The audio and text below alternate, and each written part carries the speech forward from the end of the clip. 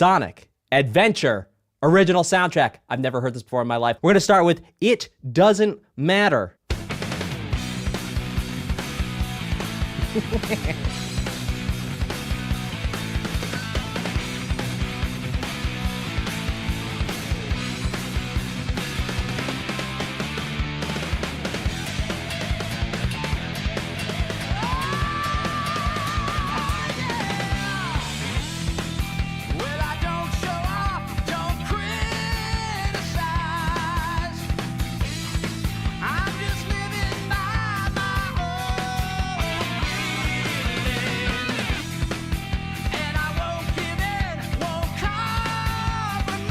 So much yummy stuff in this. I'll break down one or two things that happened here. That was pretty cool. So let's actually talk about the chorus, because the chorus is relatively straightforward. So the first two times we hear the chorus, it's just C to basically an implied A minor to an F,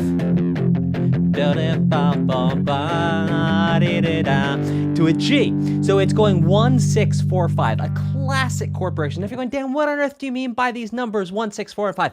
Well, I'll tell you. In music, we like to associate letters with numbers, and that's how we kind of make sense of everything. So we have 7 letters that we use in music, and we only use 7. We use A, B, C, D, E, F, G. No more than that. Just A, B, C, D, E, F, G. And we can put a number to any one of those. So A could be 1, then B would be 2, C would be 3, D would be 4. Or D could be 1, then E would be 2, then F would be 3, G would be 4. Like that. We go round and round and round. So in this case, C is 1. So C is 1, A is 6, F is 4, G is 5. Now what's interesting is after the first 2 times through the chorus, there's this little tag at the end of the chorus.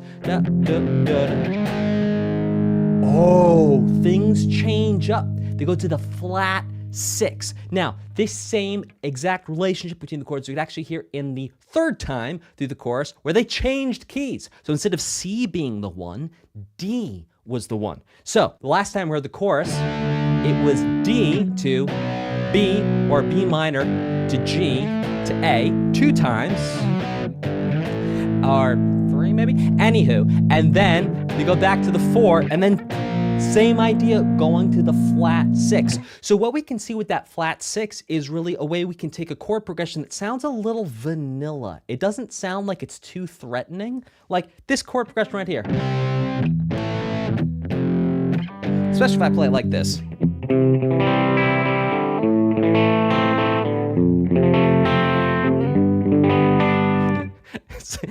Sounds very non-threatening.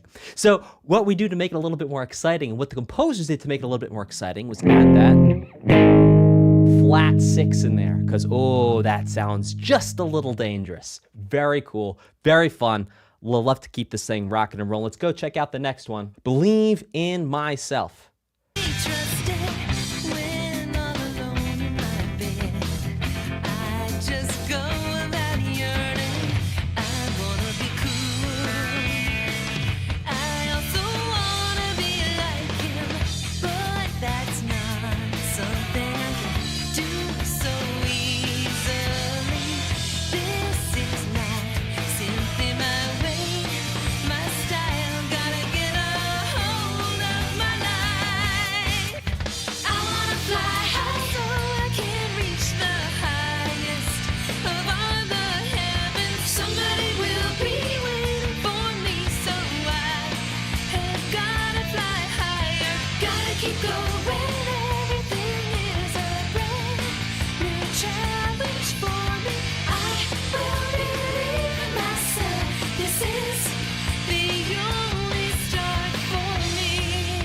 So number 1, we actually had that flat 6 returned without any flaxseed, which is what we sent it on a quest for. So why it's returning without the flax, we're not really sure.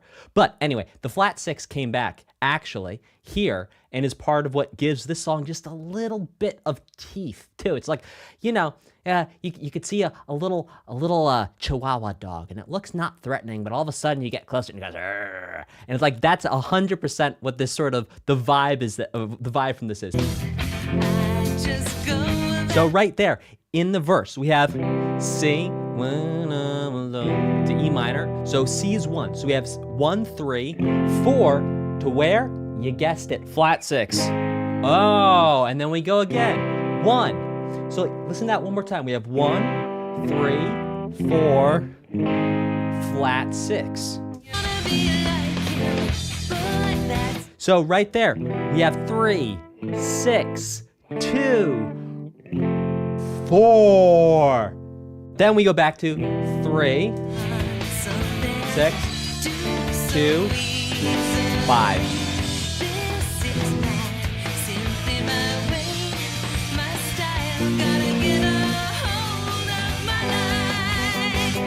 And then basically to flat 7,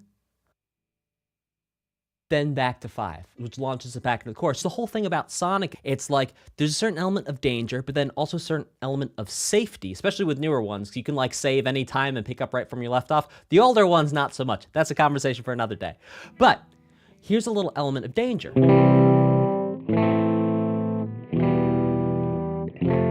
Here it is. Ooh,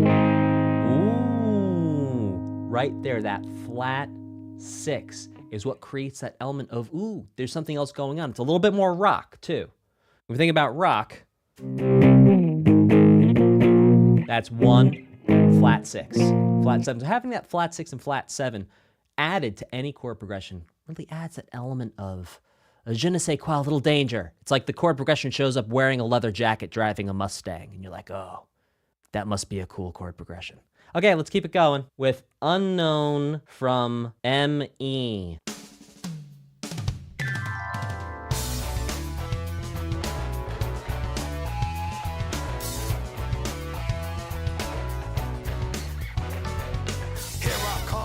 Rougher than the rest of them, the best of them, tougher than leather. You can call me Knuckles. Unlike Sonic, I don't chuckle. I'd rather flex my muscles. I'm hard as nails. It ain't hard to tell. I break them down whether they solid or frail. Unlike the rest, I'm independent since my first breath. First test, feel the right, then the worst left. Born on an island in the heavens. The blood of my ancestors flows inside me. My duty is to save the flowers from evil deterioration. Yeah. I will be the one to set your heart free, true. Cleanse yourself with them evil spirits that's in you. Okay, let's explore a riff. R-I-F-F, riff. So a riff is a repeated musical idea, typically using lower notes. So for example, we actually have a riff in this song.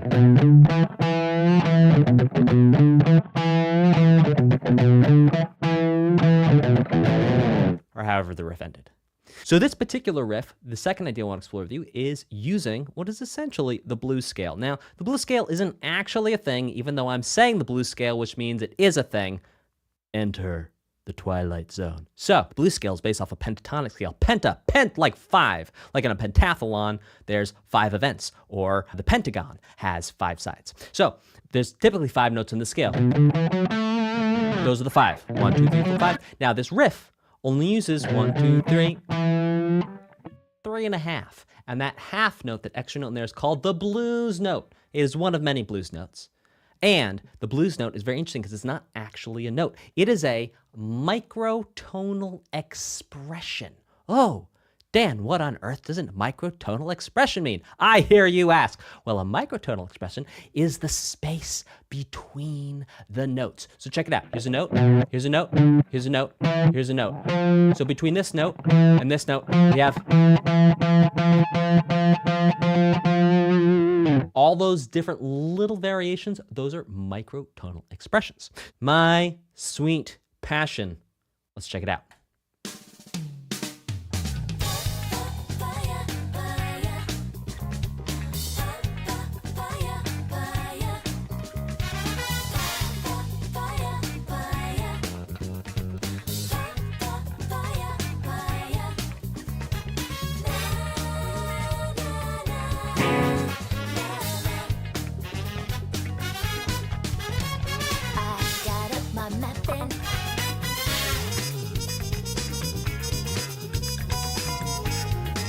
Come on, trumpet. I don't know who's writing the horn arrangements for this original soundtrack, but like, yo, it's fire. Okay, some really interesting things to talk about in terms of the harmony here. By the way, a chord is when you have two more notes at the same time. A note is a pitch, a sound. All notes are pitches, not all pitches are notes. So when you have two more notes at the same time, we call that a chord. So we're talking about the chords here. The order is very much like a blues. Now, a blues is different than a blues scale and also different than a blues note. What's really interesting about this chord progression, the chords in the song, is that it doesn't do what you'd expect it to do. So typically, we'd expect there to be 1. We'd hang out on 1. Then we go to 4. Back to 1. Now here, we're either going to 5 or flat 6. In this song, we go to flat 6. Now typically, the next move would be to go to 5, but no. In fact, here, the next move is to go to flat 7. Oh, how cool. And then, do you think it's going back to minor? And it don't. It goes to major. In the same song. So it starts out, your ear's used to hearing an A flat minor, but it ends with an A flat major. Now, even if you know nothing about music, you can hear that those two things are different. And the difference is, minor basically is sad. Oh, how sad. This sound sounds sad, and this sound happy. So, it's starting off with an A that sounds sad. Our 1 sounds sad. And by the time we're done going through all the chords, we have a 1 that sounds happy.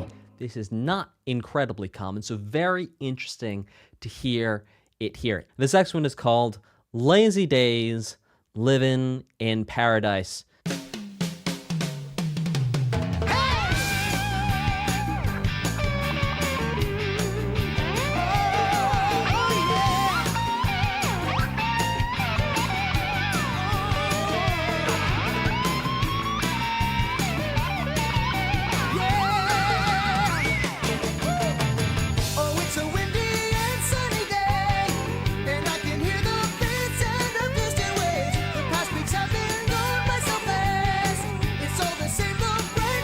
It's like based basically again off of a blues, and blues basically just using 1, 4, and 5 for the chords. In this case, we're in G, so G is going to be our 1, C is going to be our 4, D is going to be our 5. But we have some very interesting things that happen in this blues here using something called secondary dominance. So what a secondary dominant is, it's where we take one of the letters that has a number, and then we count up to 5 of that letter. So imagine we're on G. So we have G, A, B, C, D. And then what's the 5 of D? We'd go D, E, F, G, A. So A would be the 5 of D.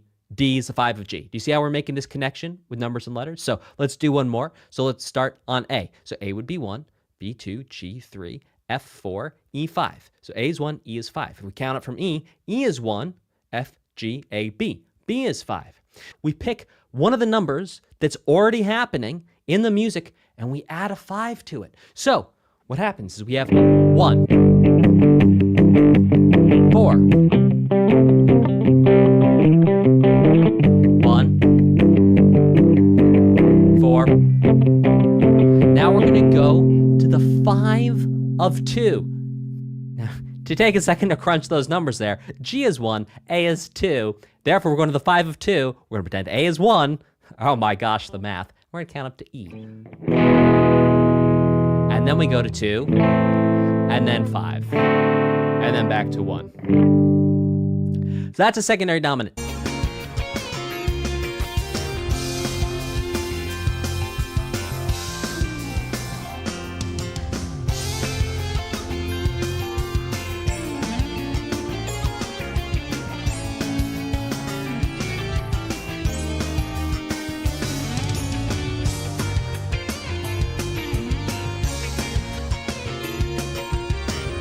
Okay, so one part of this I want to break down and point out to you is actually the first, 3 chords especially, but we'll talk about the first 4.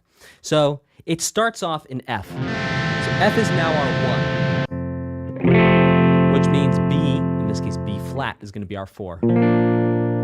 And then have a different shade of color, sonic color, on that 4 before we go to essentially what is a 5 of 6. Now, let's talk about what happens there. So we have 1. This is the F. And then we go to the 4. Then we stay on 4. But the sound changes. Sonic colors, oh! So, the whole thing here is that we're changing between major and minor on the 4 chord. Now, if you recall, maybe 1 song ago or 2 songs ago, we talked all about how we were starting and ending on a 1 that started minor, then ended major, and how interesting that was. Here it's very interesting because we have a 4 that directly starts major and then flips to minor the next chord. So we have 1, then we have 4 major to 4 minor. Oh, very interesting right there. It brings us to 5 of 6, which eventually basically gets us, not exactly that way, but gets us to 6, which is going to be minor. This next one is called Event Strain.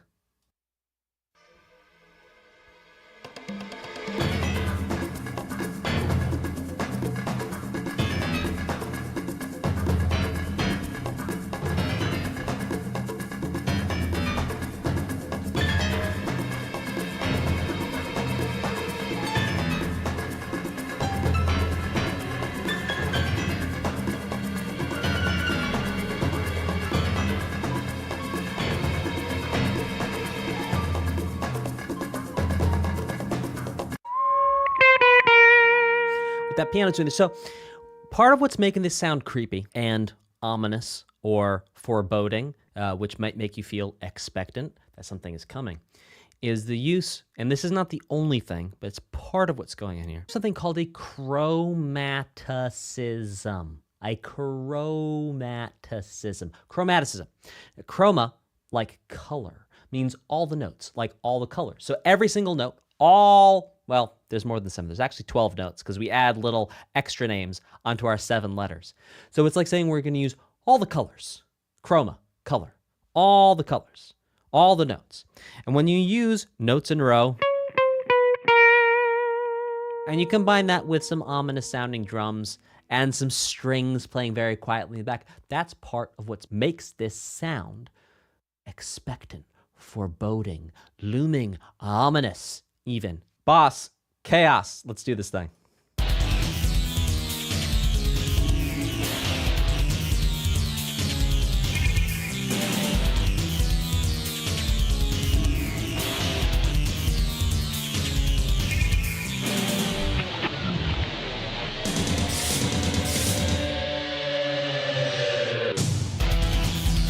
Let's talk about chromaticisms, because we actually have 2 instances of chromaticism within this boss. So we actually maybe had a preview. If that all right, chat, can you confirm with me? Type of 1, if that previous track was leading us to the boss, and that whole foreboding thing was us going to the boss.